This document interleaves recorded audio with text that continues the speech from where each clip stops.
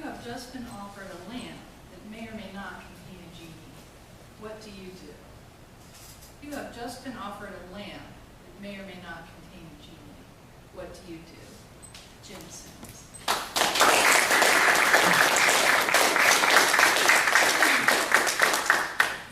I believe it was George Carlin who said that it's neither the glass being half full nor half empty, it's that the glass is too full. What I would do if I saw that magic lamp, I would just assume, A, it's meant for me, and 2, it's got something in it that can really, really make a difference. And I think that's what Toastmasters has done for me, is to truly make a difference. One of the things that people might realize is that I retired. I told about 1,000 people I was retiring, and I did it for about a year before I did retire. And when I look back and think, what did I learn during that experience? It's probably, one is that you don't need to have a bucket list. Get rid of the bucket list. Don't have expectations.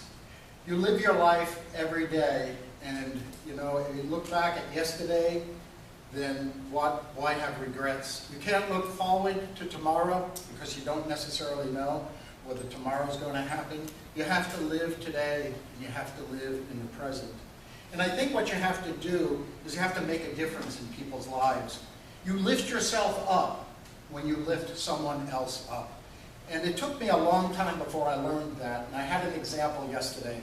I was coming back from a cardiac test. They were checking to see if maybe my atrium and ventricles were a little too slow, kind of like my speeches ought to be. And I stopped in at the Five Guys, and I decided I was on my way to do Reading Pals for the United Way. Stopped in there, and I said, well, you know what? I'll have a hot dog. I had a hot dog, I had a soda, diet soda. Didn't find out till I got home, 540 calories and 14 grams of fat.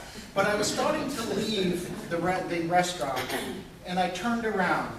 And I went to the fellow behind the counter who had made the hot dog.